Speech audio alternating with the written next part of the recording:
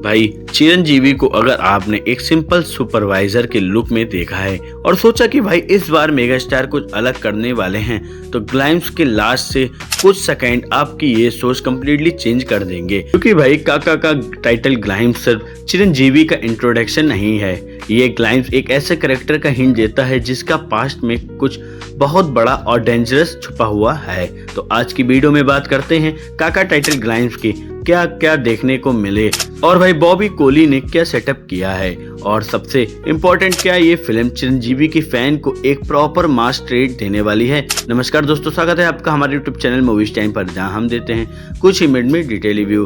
तो फाइनली चिरंजीवी की upcoming film अब तक मेगा 158 का नाम से डिस्कस हो रही थी। उसके ऑफिशियल टाइटल रिवील हो चुका है काका, और टाइटल के साथ मेकर्स ने एक इंटरेस्टिंग लाइंस भी रिलीज किया है।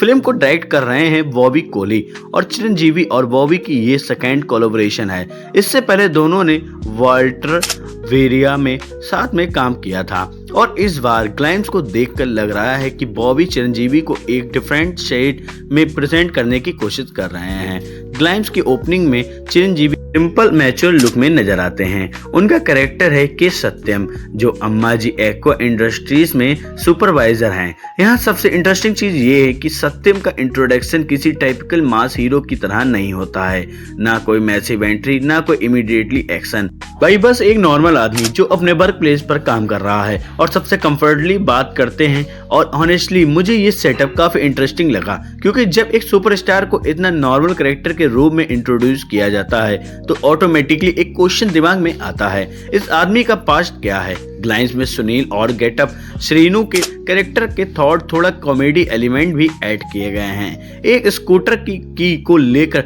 सीन स्टार्ट होता है कि एक्सीडेंटली पानी में चली जाती है, और यहीं से सीन फनी से सडनली मिस्टीरियस होने स्टार्ट हो जाता है। भाई अब तक जो कैरेक्टर एक सिंपल सुपरवाइजर लग रहा था, उसका आसपास गन का कनेक्शन कैसे, यही क्वेश्चन ग्लाइम्स ऑडियंस के माइंड में छोड़ देता है। और फिर आता है ग्लाइम्स का सबसे बड़ा हाईलाइट, चिरंजीवी का यंगर और स्टाइलिश लुक, ग्लासेस वाला मैच्योर सत्यम के अपोजिट। फ्लैशबैक में चिरंजीवी एकदम मैसी और डेंजरस अवतार में नजर आते हैं। गन फायरिंग सीक्वेंस के साथ उनका ये लुक डेफिनेटली अटेंशन ग्रैब करता है। और यहाँ मुझे सबसे इंटरेस्टिंग चीज ये लगी कि मेकर्स ने चिरंजीवी को सिर्फ एक ही साइड में प्रेजेंट नहीं किया, एक तरफ सिंपल फैमिली ओरिएंटेड सत्यम और दूसरी तरफ यंग स्टाइलिश और डेंजरस चिरंजीवी।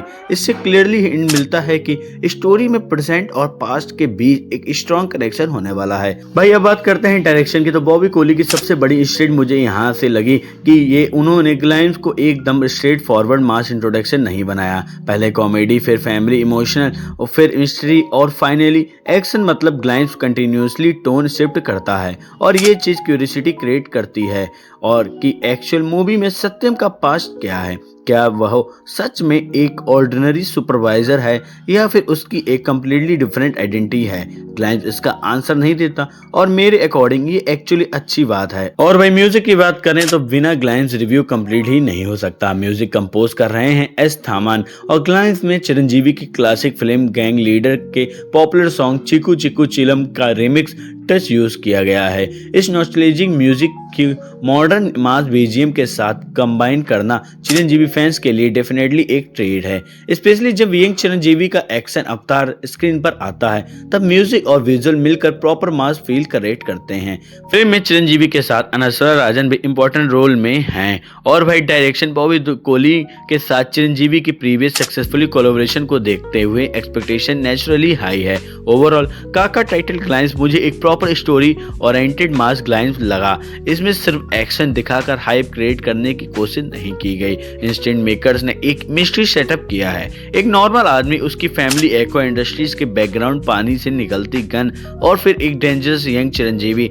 अब सबसे बड़ा क्वेश्चन ये है कि सत्यम का पास्ट क्या है और उसका गन से क्या कनेक्शन है। मेरे लिए ग्लाइम्स का बिगेस्ट पॉजिटिव पॉइंट यही मिस्ट्री है। चिरंजीवी का स्क्रीन प्रेजेंस ऑब्वियसली स्ट्रांग है, और बॉबी कोली ने उन्हें एक डिफरेंट प्रेजेंटेशन देने की कोशिश की है।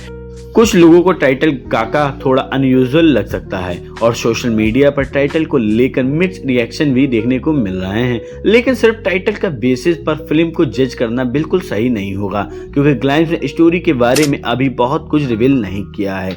और फाइनली रिलीज डेट काका वर्ल्ड वाइड थिएटर में 13 जनवरी 2027 को रिलीज होगी, यानी संक्रांति 2027 के ऑक्यूशन पर। और संक्रांति सीजन में चिरंजीवी की मास फिल्म का कंपटीशन डेफिनेटली इंटरेस्टिंग होने वाला है। तो ओवरऑल मेरे हिसाब से काका का ग्लाइंस प्रॉमिसिंग है। चिरंजीवी का dual set presentation, Bobby Kohli का मिस्ट्री सेटअप, थामन का एनर्जेटिक म्यूजिक और सबसे इम्पोर्टेंट सत्यम का पास्ट का सस्पेंस। अब असली एक्साइटमेंट की इस बात की है कि मूवी इस मिस्ट्री को कितनी स्ट्रांगली एक्सिक्यूट करती है। आपको काका का टाइटल और ग्लाइंस कैसा लगा कमेंट में जरूर बताना। वीडियो अच्छा लगा हो तो लाइक हो, नया हो तो चैनल को सब्सक्राइब करना।